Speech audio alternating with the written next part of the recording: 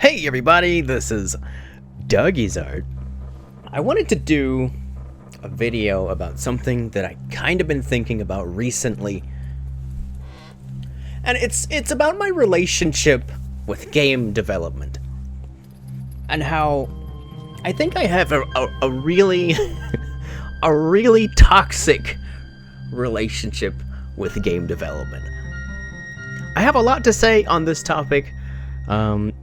I don't know how much of it I'll get out, but I'm just gonna kind of turn my microphone and we're gonna talk a bit. We're gonna have a chat. I've mentioned before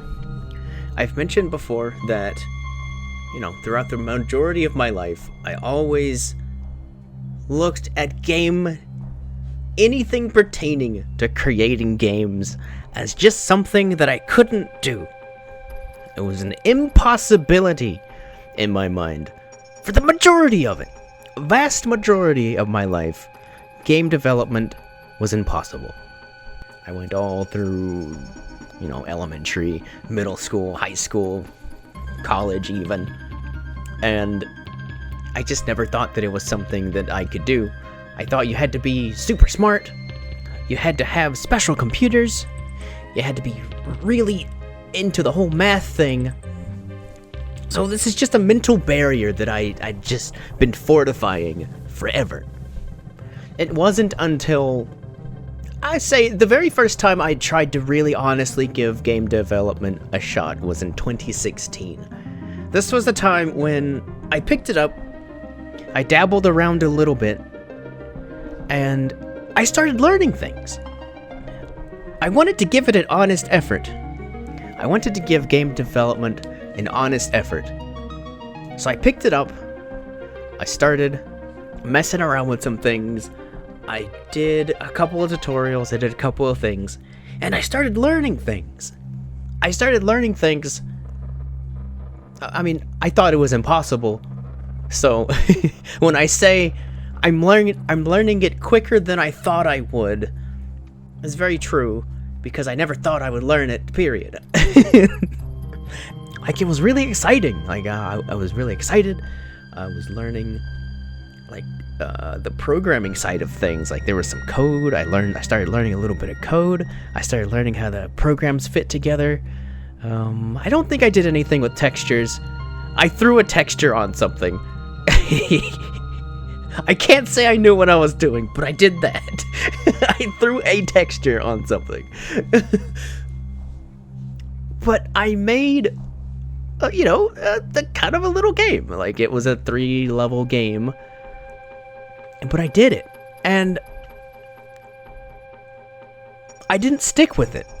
I didn't stick with game development.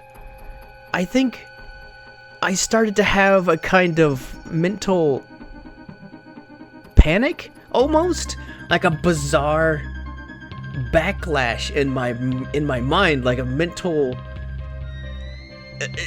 chaos. It was like a form of chaos, because here I was thinking my entire life that making games, doing anything in game development was this just completely impossible thing, and here I am genuinely giving it an honest effort, and it's not as hard as I thought it would be. Of course, there's a little bit of that Dunning-Kruger effect. A Dunning-Kruger effect in there. Probably a little bit of that, maybe. But it felt like I wasted my time. This is a horrible feeling. And I felt this in other fields as well, not just game design. But this is a game design channel, so we'll talk about the game design thing here right now. And it felt like I was wasting my time thinking that it was impossible. And my brain tries to justify all of that time I spent thinking it was impossible. It's like it tries to think of every single method and way that, oh no, I'm wrong, it's just a fluke. I made this game, I did these tutorials, I understood this stuff, but it's just a fluke. I don't really understand anything that I did. Of course I don't. I spent all of these years I spent all of these years thinking that it was so difficult, and I was thinking that it was impossible. It's like I'm defending those thoughts because I spent so much time in that mindset. So it's like whenever I finally pull myself back down, whenever I finally convince myself, oh yeah, it probably is just a fluke. I'm not gonna remember this in a week. I'm not gonna remember this in a month. I'm not gonna remember this in a year. Whenever I finally pull myself back down, it justified those negative feelings, those negative emotions that I felt. And then everything's okay. Everything's okay. I can't design games. Of course not. That's silly. But it's the opposite. It's the opposite. I can't remember the next time I tried dabbling in game design. I want to say 2018, but I don't remember exactly. 2018, 2019. I tried pulling up game design again. I got excited. I was like, oh man, I'm going to give it another try. We'll give it another try. And then whenever I pulled it up, I was familiar with a couple of aspects of game design. Of course, now remember, I didn't do a whole lot before. I'm still no coding master. I still don't know how to code. I still don't know how to do, you know, very basic things in Unity. But of course, the program updated. There's a couple of things I needed to relearn. So I pull it open and I'm like, oh, I remember this. I remember these little coding aspects. And then I start learning things again. And then I'm immediately kind of remembering these old emotions. It's like, oh man, why did I think this was so impossible for all these years? Why did I quit again? Why did I stop? So I do a couple of tutorials. I can't remember which ones it was this time. It was a slightly different one. I think I added a couple of sound effects to it. It was nothing super great. I would love to make a download for these so people could check them out. I'll look through my resources. I can share that with everyone, but you know, it wasn't anything super fantastic. It was ever so slightly more complex than my previous one, but I think it's that subconscious, I can't do this. What am I doing? What are you doing, doggy? You can't do this? And then I just kind of quit again. I get all this anxiety. I start to feel crazy amounts of anxiety. I start to feel crazy amounts of depression. I start to feel all these things. And like, I don't entirely know where they're coming from at the time. I don't know where these feelings are coming from. It's only recently, like very recently, that I have been able to kind of put two and two together and think, oh, that's what's happening. It's these old ideas that I've had stuck in my head for literally my entire life. Like the idea that it's impossible for me. And of course, you know, like that's all I knew game design wise. That's all I ever knew was that, yeah, I'll never be able to make a game. I never questioned it. It's just the way it was. So of course, you know, anxiety and stuff get to me again. And that brings me to the game that I started posting here on this channel. The game's done. Like, I finished it. I finished that game. I finished that game a year ago. Those videos were supposed to go up last year. I was supposed to showcase my experience through game design through, all that stuff. I recorded a couple of those episodes. I had to go in and re-record a couple of parts because the audio messed up. I don't know if you could probably tell when, but good luck finding it.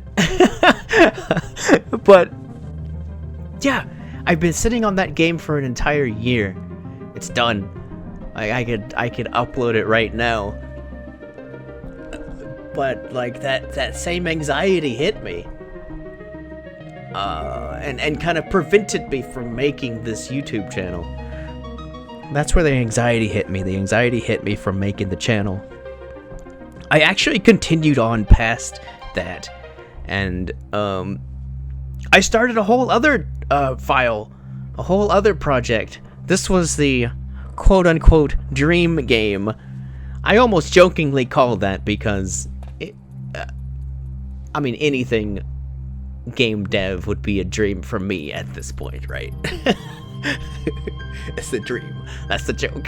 I do have bigger plans and things, but this one's just kind of a joke dream game where I wanted to play around with the 3D stuff that I mentioned, I think, in the last episode that I uploaded. But that one actually, I stopped halfway through that one. I didn't even finish that one, but I got some character stuff moving. I got it imported into Unity, custom animations, custom models. But it stopped. I just got anxious. And to be fair, like, last year was a very stressful year for all kinds of reasons. So I guess if there's gonna be a reason to not do something last year, is a pretty good reason. Last year and this year. But I kind of worked up the courage again to actually start uploading those videos, to edit them and to talk about stuff and get this game dev channel going, because I think I have very unique opinions on game dev. I have a very, very clear goal on exactly what it is that I want to do with game dev. And I kind of feel like the ideas that I have are different enough that some people might relate to them. And I think it's important to get my ideas out there, which is why I'm doing this one. I think we should acknowledge that we have these mental burdens. I think mine in particular, my biggest one, is that I just thought it was impossible all this time, and my brain wants to justify all of that time that I spent. My brain wants to justify all of that time that I spent thinking that it's impossible. So it's kind of like sabotaging itself, kind of. It's like it's trying to make sense of it. It's trying to justify all of those years. And what an important mental discovery, I think. I'm very glad I thought of this and realized that. I made that realization. I think in terms of creative fields, which is like art, animation, that type of stuff, writing even, game dev even, I 100% consider game dev an art. Especially if you're in the indie scene, you're kind of very much using all of your skills, which are very creative. It's important to acknowledge these mental breakthroughs. Was that the point I was making? I forgot. I kind of lost. I lost my train of thought a tiny bit. But it's important to understand these mental things. The mental side of it is so important. I wanted to make this video as like a video vlog that maybe I'll help someone out there with their own struggles. If you happen to be like me, don't know how to code, starting game dev a little bit later than most people, maybe the thing that's bogging you down repeatedly are these past ideas and these past thoughts. And I think the best way to grow past those are to acknowledge them, point them out, acknowledge them, understand that they're not true, and the next time we feel them, we need to remind ourselves this is what we're feeling. This is what we're feeling. This is what we're going through. They're not true. Just keep doing it. You're doing it. You're learning it. It might be slow, but you're learning it, and that's important. The more time you spend in something is the more you're going to know about it. Game dev very much is a game in itself. You're learning these skills, you're learning how to fit them together. It's like an obscure Metroidvania, we'll call it that. You go places, you learn new skills, you can put those skills to new places, to open new passages, to find new programs. Oh, it's so exciting. I get so excited when I think of game dev stuff. So I'm gonna hopefully get this game actually out. I want to make a silly little trailer that's really simple. It's a really simple trailer that I want to make for it. But I want to upload it. I want to let you guys try it. I'll let you guys try it first. And then I'll do a video explaining everything that I did in it. It's so silly. I love it. I love it. I love what I did. I love what I did. It's my favorite, the favorite game I've made so far. Or the favorite thing I've made so far, I guess. It's not super mega complicated. It's real heckin' simple. But I think some people will like it. Some people won't like it, and that's fine. I don't expect the things I make I don't expect everybody to enjoy them. It will definitely have its audience. The things I make will definitely have its audience. But if you like it, oh man, get ready for more. I'm so excited, man. Like, fewer things have excited me as much as game dev, and even these negative thoughts, I still take notes. I have so many notes for games I want to make. I have so many notes for things I want to do. Ooh. But I think this is an important video. This is an important milestone. Hopefully, making this mental note here can help me the next time I feel these things. That, it's not a fluke. And this is a thing that I've experienced in other places too. This is a thing that I've experienced in other places in different ways, but not quite here, and not quite in the same way. It's like if you're playing a game and you get this really cool fire sword. We're gonna make a game analogy. Like, you play this game and you get this really cool fire sword and you're used to slaying these goblins. You've slain these goblins before. You'll see an electric elemental goblin, and you come up and you smash him. You break his little tiny legs. That's brutal. I'm sorry. Why are you breaking his legs if you got a sword? Never mind. You slay the goblin, and then here comes a fire goblin. No, an invisible fire goblin. You start getting hit by this same thing that you've slayed many times before. You don't even see it now, right? Whenever you try to attack, you're like, oh, something's attacking me. Whenever you try to attack it back, it's immune to fire because it has firepower. I think what I just did, I activated the infrared, and I realized that my fire sword wasn't working.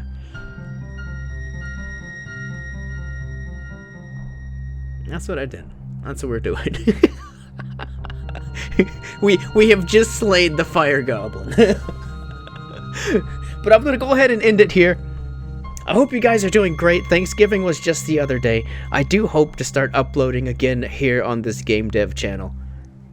I hope those of you who have decided to embark on the game dev journey haven't given up on your dreams, and I hope you're continuing to do your thing. I believe in you. I believe this is a craft that people can learn. I think the resources that we have available to us to make games is ridiculous. It's ridiculous. We have so much stuff now. Like compared to the poor people who were programming in, what was it, machine language? Was that the name of it? I forget. It's what the Game Boy was programmed in old NES games and SNES games. We have fancy tools. We have fancy free tools. You used to have to work at a company to make a game. Now you don't. The thing that I'm about to upload would never be released by a company. Well, I don't know. I never say never, but there would have been higher ups that would have said something. They would have had an issue with it. How exciting. How exciting. Like I said, I'm going to end the video. Thank you very much for watching. I've been Doggyzard Game Dev Channel. Look forward to more videos. I don't know what I'm going to do with the other project that I did, that I picked up, that I kind of dropped.